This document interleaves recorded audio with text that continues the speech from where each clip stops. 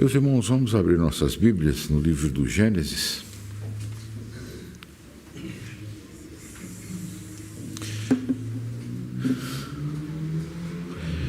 Gênesis, capítulo de número 11. Gênesis 11.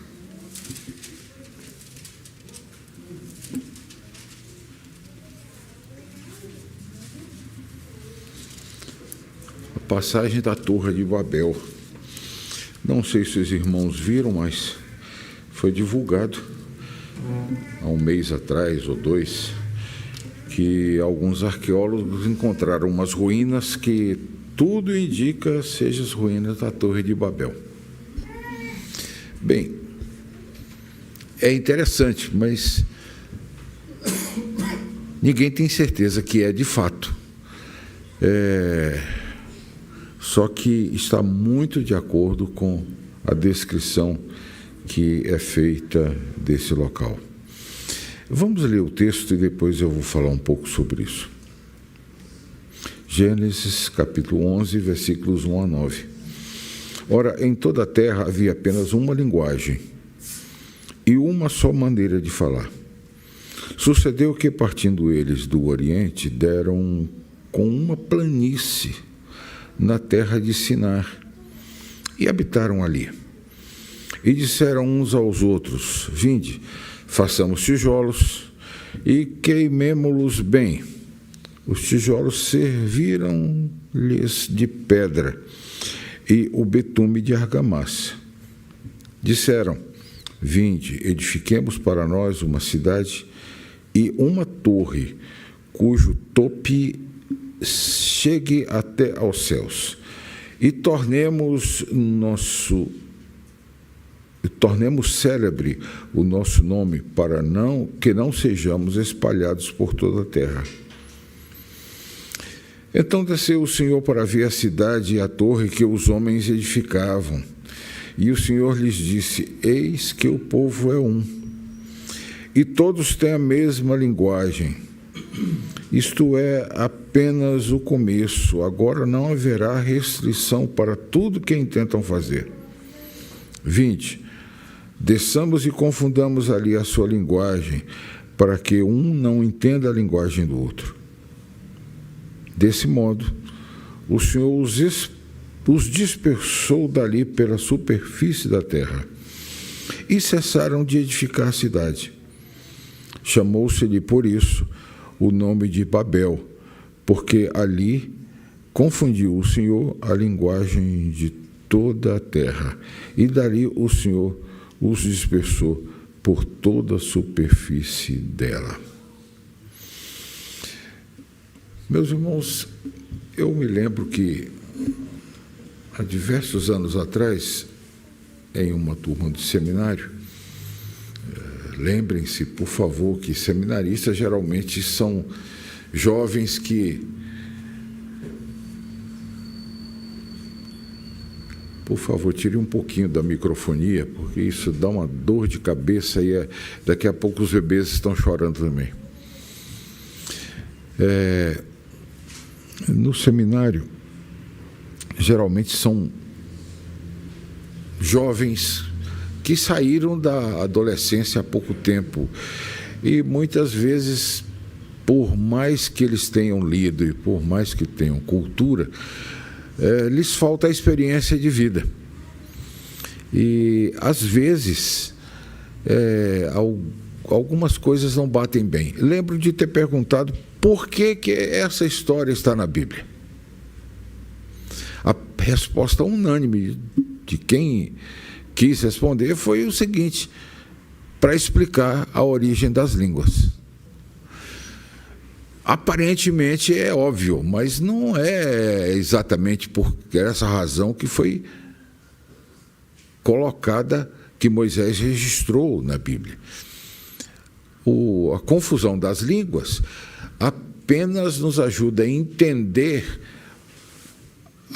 o contraste que ela faz com o dia de Pentecostes, em que todas essas línguas se tornaram dominadas pelos apóstolos do Senhor para finalmente irem pelo mundo inteiro e pregar o evangelho a toda criatura. É como se Deus dissesse: vocês vão por todo mundo, ordem de Jesus. Prega o evangelho a toda criatura, ordem de Jesus. Se o obstáculo que tem é vocês não saberem os idiomas, vão ficar sabendo. O milagre do Pentecostes é exatamente isso, tornar possível a evangelização de todo mundo. E daí, irmãos, isso é terrível pensar nisso por um motivo. A língua que eles dizem que estão falando hoje, que é pentecostal, não comunica absolutamente nada a ninguém. As línguas do Pentecostes, 14 nações entenderam. E provavelmente outras mais depois, porque eles não foram apenas a 14 nações. Eles foram pelo mundo inteiro e pregaram o evangelho a toda criatura. Agora, vamos voltar para Babel. Muita gente fala sobre a Torre de Babel. Eu conheço diversos quadros de pintores famosos, mostrando torres que às vezes variam do quadrado até um circular em forma de espiral. Meus irmãos, a tecnologia daquela época não permitia fazer nada muito mais do que 50 a 100 metros de altura.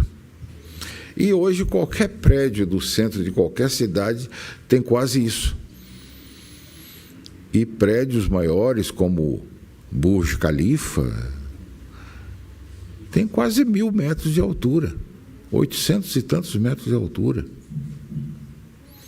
Por que Deus não interferiu na construção dessa torre? É porque não é a altura da torre que está em questão. Primeiro, não é uma torre. São duas coisas, uma cidade e uma torre. E a razão de construírem a cidade e a torre é para que eles não fossem espalhados. Ou seja, eles encontraram uma sociedade tão boa para ficar que eles resolveram aproveitar aquela planície e construir uma cidade e uma torre. Construção de cidade nessa época significa um povoado cercado por muros que pudessem resistir a ataques de fora. Meus irmãos, até hoje, mas nessa época, as cidades guardam riqueza. Guardavam riqueza, guardam riquezas. E atraíam a cobiça de muita gente que andava por aí. Não é o que acontece nos dias de hoje, especialmente não tendo muros, as cidades sendo abertas. Naquele tempo eles construíram uma cidade. A primeira, talvez nesses moldes aqui a primeira. E nessa cidade havia uma torre. Geralmente, as cidades daquela época haviam torres, possuíam torres também. Torre para vigiar longe, para avisar aos moradores que vinha alguém para atacá-los. Mas essa tinha outro princípio. Uma torre em cujo tope estava os céus. Tem muitas traduções diferentes e interpretações diferentes. A primeira delas é uma torre tão alta que o topo, ou como a nossa tradução diz, o tope, chegue aos céus. Aí seria o caso de comparar com esse prédio árabe aí, que é muito mais alto. Ou como o que vão fazer em Florianópolis, quase 1 quilômetro de altura. Uma cidade cujo topo está... Uma torre cujo topo atinja o céu. Mas aí alguém interpreta, baseado na facilidade dessa palavra, uma cidade cujo o topo esteja escrito os céus. Ora, isso é muito interessante, essa tradução é muito utilizada pelos místicos, que diz o seguinte: os céus naquele tempo era representado pelos zodíacos, pelos signos do zodíaco. Então, a ideia é que lá em cima tivesse a representação dos signos. O problema é que isso luta diretamente contra o que a gente conhece dessa região, inclusive com os achados arqueológicos. Nessa região se encontravam muitas pirâmides, pelo menos se sabe da existência de 14 pirâmides, diferentes daquela que a gente lembra do Egito. A pirâmide do Egito, geralmente, quando nós pensamos nela, nos lembramos daquela quadrada e com uma ponta que cabe pouca coisa lá em cima. O Luiz, que já subiu numa delas lá, sabe que lá em cima é 1 metro quadrado, não passa disso, talvez 2 metros quadrados, não cabe muita coisa lá em cima. Porque no Egito não foi feita para isso, no Egito foi feita para colocar gente morta, faraó morto. Eram túmulos. Mas as demais pirâmides, começando pelas mais antigas, que é nessa região que hoje nós chamamos de Iraque, as pirâmides eram escalonadas, elas começavam a subir, tinha uma rampa, começava a subir de mais fino, tinha outra rampa, e assim diante, até chegar a um local onde havia um templo para adoração do Deus daquele povo. E às vezes uma escadaria de lado, escadaria bem íngreme. Isso era chamado de zigurate. Isso foi muito parecido com as pirâmides que foram construídas aqui na América Central. Quando você vê essas pirâmides aqui no México, no istmo, na ligação entre as duas Américas, ou então nos países andinos, você encontra pirâmides mais ou menos assim, feitas com uma técnica impressionante. Por que essa razão? Se as do Egito eram túmulos, por que essas não eram assim? Porque essas, o objetivo era colocar o mais alto possível a casta sacerdotal daquele povo, para que eles fugissem de alguma perseguição. Que perseguição tinha acontecido poucos anos antes disso? O dilúvio. O dilúvio cobriu de água toda a superfície da terra. Nada mais natural que levantasse uma pirâmide em que as águas não atingissem, não cobrissem. E essa foi a razão. Repare que o objetivo é fugir do poderio de Deus.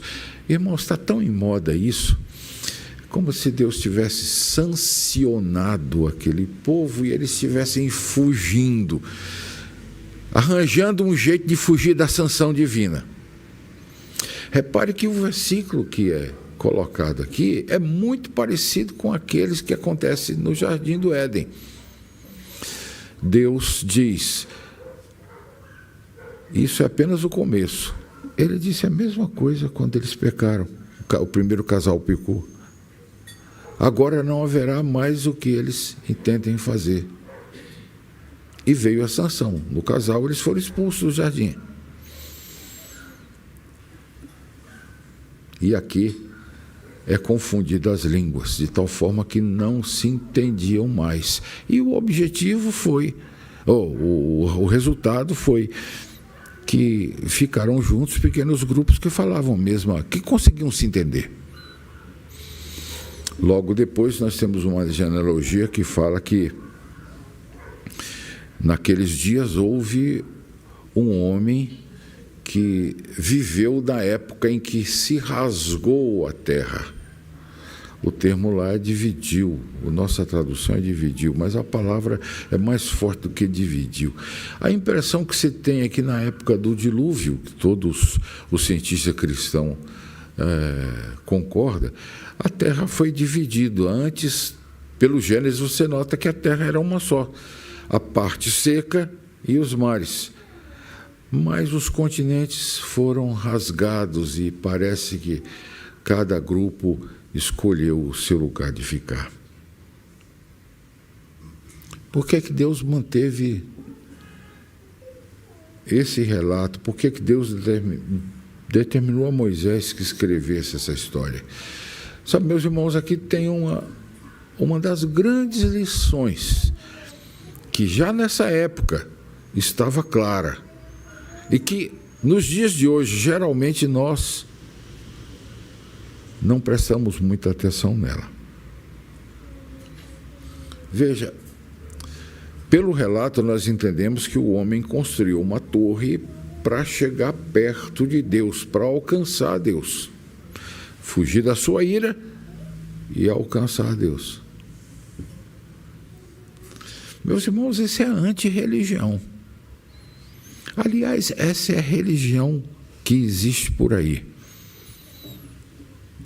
Muita gente tenta agradar a Deus, nesse caso aqui, construindo uma torre. Outros tentam agradar a Deus fazendo algum tipo de esforço. Outros acham que se fizerem boas obras, vão agradar a Deus e vão ser salvos. Não é privilégio da Igreja Católica, não. A Igreja Católica crê piamente que aquele que já foi batizado, tudo que ele faz de bom, glorifica a Deus e roga a Deus em seu favor. E o que ele faz de mal, ele depois expia no purgatório. Quando ele pagar aquela pena, ele se aproxima de Deus. Mas tem protestantes também, inclusive a Igreja Metodista. A Igreja Metodista criou uma característica de boas obras chamada superrogatórias. Toda boa obra roga a Deus em favor de quem a comete.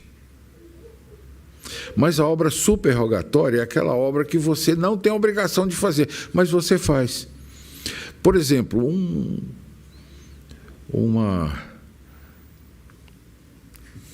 as campanhas de abstinência da Igreja Metodista, vocês podem ler um resumo muito interessante num livro do Dickens chamado As Histórias do Mr. Pickwick, em que as senhoras de uma determinada igreja resolvem fazer um encontro de tolerância, não é tolerância, moderação. Eles chamavam de moderação. E só serviam chá, não serviam nenhuma bebida alcoólica. Mas algumas senhoras bebiam muitas xícaras de chá. Que moderação há em você beber 10 xícaras de chá? Mas não tem álcool. Essa é uma obra, segundo a Igreja Metodista, é uma obra superrogatória. Você não existe na Bíblia, segundo eles, não beberás. Segundo nós, existe até um sacramento que nós vamos participar hoje, que é feito com bebida. Hoje não é alcoólica, porque a quantidade de pecado que nós ficamos, a nossa geração, pode despertar o pecado da embriaguez. Então, muitos pedem para que a Santa Ceia seja feita com suco de uva. E já que na palavra de Deus não aparece o termo vinho, mas o fruto da vide. O suco também é fruto da vide. Mas voltando, não é pecado jogar, beber ou fumar, mas a Igreja Metodista diz o seguinte: quando você deixa de jogar, beber ou fumar, você está apresentando de Deus alguma coisa a mais do que Ele pediu. Portanto, é superrogatória. Aquilo apresenta diante de Deus um padrão mais elevado que as demais pessoas. Os reformadores zombavam disso, se bem que a igreja metodista veio muito depois da reforma, mas já tinha gente que pensava nisso na época da reforma. E os reformadores zombavam disso, dizendo: a pessoa descobriu uma coisa que ele pode fazer que Deus não tenha pensado nisso. Ou seja, ele conseguiu inventar uma obra que Deus nunca tinha pensado nela, e ela se tornou especial diante de Deus. Nós sabemos que isso não é verdade. O que isso tem a ver com a Torre de Babel? É simples. O verdadeiro cristianismo é Deus quem busca o homem, não é o homem que busca a Deus, nem que seja fazendo uma torre. Nem que seja fazendo uma torre dentro do seu espírito. Ora, irmãos, no Éden Deus buscou o homem. Não só buscou, mas o formou, o fez. Mas buscou o homem e resolveu redimi-lo lá, logo depois do seu pecado. Apresentou o primeiro sacrifício por ele. O próprio Deus fez sacrifício pelo homem quando deu a nossos primeiros pais aquela roupa de peles, o que pressupunha a morte de um inocente. Vocês já notaram que foi Deus quem buscou Noé? Noé nem desconfiava do que era dilúvio. Naquele tempo, segundo a Bíblia, não chovia.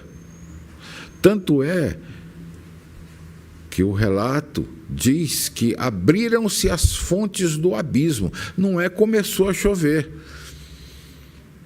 Eu escuto muita gente dizendo: puxa vida, já terceiro dia que chove, daqui a pouco passa uma arca com um velhinho aí. Não foi assim.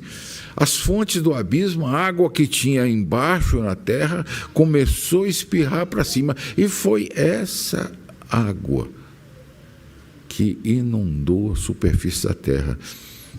Para onde ela foi? Os oceanos. Estão lá. Ah, mas não dá. Meus irmãos, as profundidades do oceano cabe muita água. Se você examinar o Oceano Pacífico, praticamente 1/3 do globo terrestre está lá. As grandes forças, as grandes profundezas abissais, está tudo lá. Vocês notaram que Deus buscou Abraão? Deus chamou Abraão: sai da tua casa, da tua parentela, e vai para uma terra que eu ainda vou te mostrar. Seja uma bênção. Deus buscou a Jacó. Vocês se lembram que Jacó mandou passar sua família? E ele ficou sozinho do lado do ribeirão Jaboque. E o texto diz que um homem apareceu e lutava com Jacó. E nós podemos entender que o homem ali era o anjo de Deus. Jacó agarrou: só te solto se você me abençoar. O homem tocou apenas no nervo de Jacó. Aliás, está muito propício, porque eu estou com dor no nervo ciático já faz uns 2 meses. E não consigo resolver, apesar de... Estou igual aquela mulher do fluxo de sangue. Vou a muitos médicos, não gasto tudo com os médicos, porque tem Unimed, mas continuo com a dor no nervo. Em alemão, o nervo ciático é chamado de nervo de Jacó. A dor no ciático é uma dor terrível. Quem já sentiu sabe disso. Pois bem, o anjo mostrou a Jacó que não adiantava agarrar, bastava tocar no nervo de Jacó para ele ficar desmontado. E o texto diz que ele atravessou o ribeirão Jaboque mancando. Deus buscou a Moisés, já criança, Deus convenceu a mãe de Moisés a colocá-lo em um cestinho e colocar a irmã para vigiá-lo. Esperta, né? E colocar a filha de Faraó para ter simpatia pela criança. E Moisés foi criado como a filha do filho o filho da filha de Faraó. Mas vejam, não é só isso. Peguem uma nação com quase 3 milhões de pessoas. Eu estou citando um número que eu posso provar pela Bíblia. Quase 3 milhões de pessoas, e Deus toma essa nação lá, faz com que eles andem 40 anos pelo deserto, espera morrer todos os que saíram do Egito, para que na terra prometida entre apenas uma nova geração, que não tenha costume egípcio no seu sangue, com exceção de 2. Josué e Caleb. Mas Deus os fez entrar. Eles não buscaram a Deus. Deus é que os buscou. Se você examinar o livro dos Juízes, tem 14 juízes que Deus os levantou. Todas as vezes que Israel pecava, Deus levantava um juiz que trazia de volta para os caminhos do Senhor. Morria o juiz, eles voltavam a pecar, e na sua infinita paciência ele levantava outro juiz. O termo juiz não é muito bom, seria talvez um comandante. Que naqueles dias esse comandante decidia a respeito de algumas questões, julgava algumas questões, dava algumas sentenças. Daí permaneceu o nome Juízes. Leia o livro dos Juízes. No primeiro capítulo você já vai entender a mecânica das coisas. E leia até o fim. Vai ter coisas extremamente absurdas. Mas o livro não faz juízo sobre essas coisas absurdas. Simplesmente relata o que aconteceu. E 5 vezes repete: naquele tempo não havia rei em Israel, cada um fazia o que achava mais certo. O último deles é Samuel. Samuel é uma transição entre os juízes e o período dos reis. E Deus levanta Samuel através das dores de sua mãe, que era estéril. O menino Samuel cedo escuta a palavra de Deus e cedo começa a participar da vida sacerdotal, ainda no tabernáculo, provavelmente Gilgal. Deus levantou cada um dos reis de Israel, 20 em Judá e 20 também em Israel. Mas Israel teve muita briga, diversas famílias brigavam. Teve o caso de um rei que ele foi rei durante uma semana. Ele matou, essa pessoa matou o seu rei, assumiu o lugar dele e logo depois ele foi morto por um dos seus comandantes. Deus levantou cada um dos profetas. A Jeremias é bem claro. Deus o chamou antes dele haver nascido, ainda no ventre materno. Finalmente, irmãos, é o que eu estou tentando mostrar para vocês. Deus não esperou que você se tornasse uma pessoa boa para merecer a salvação. Ele mandou a Jesus, seu Filho, encarnar-se como um de nossa natureza e nos representar, morrendo em nosso lugar, de tal forma que ele imputa a nós os méritos de Cristo. A falsa religião é como a Torre de Babel, constrói coisas para chegar a Deus, mas só encontra confusão.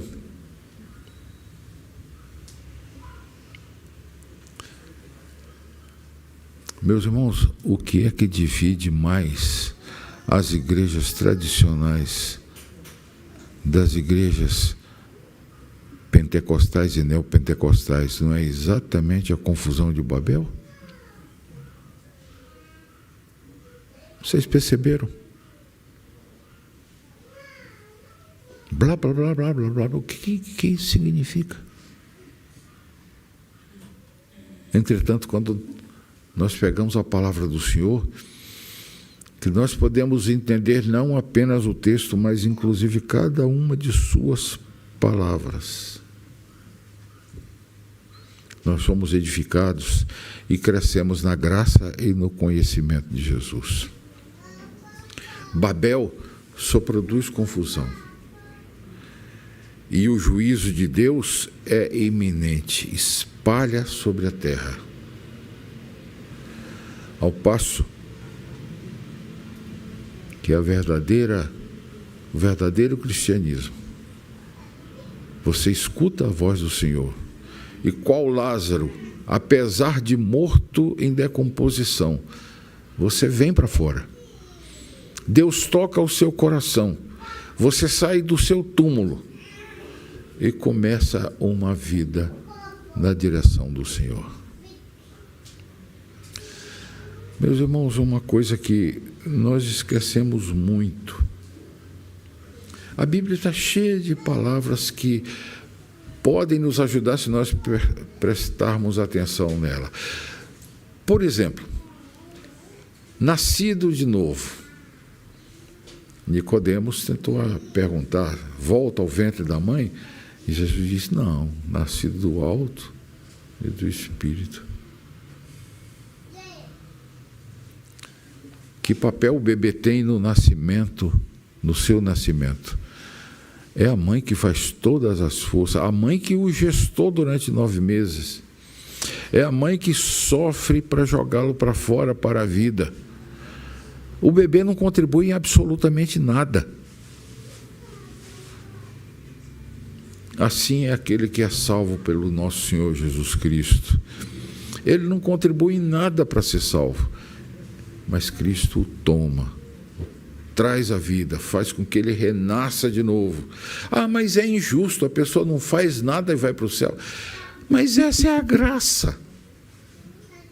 E eu não estou usando a palavra graça no sentido de engraçado, eu estou usando a palavra graça no sentido de grátis. É Deus quem nos busca. Não adianta você construir uma torre de Babel. Não adianta você fazer jejum, se penitenciar, subir 365 degraus de uma igreja, como tem na cidade de Virginópolis, para chegar lá e apresentar uma hóstia na presença de Deus como seu sacrifício. Não faça isso. Ah, mas como é que eu vou poder receber a salvação de Cristo?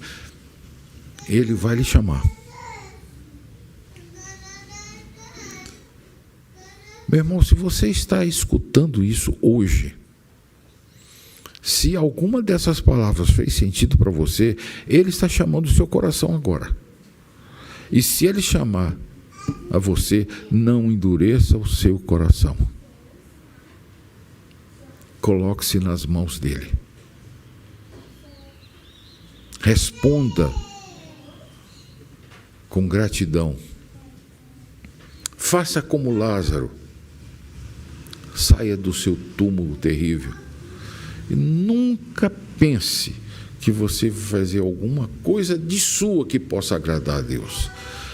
Você só pode agradar a Deus depois de salvo.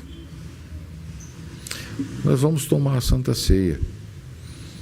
A Santa Ceia nos diz claramente: isto é o meu corpo, isto é o meu sangue.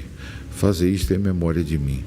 Ele chega a nos alimentar depois de nós de salvos.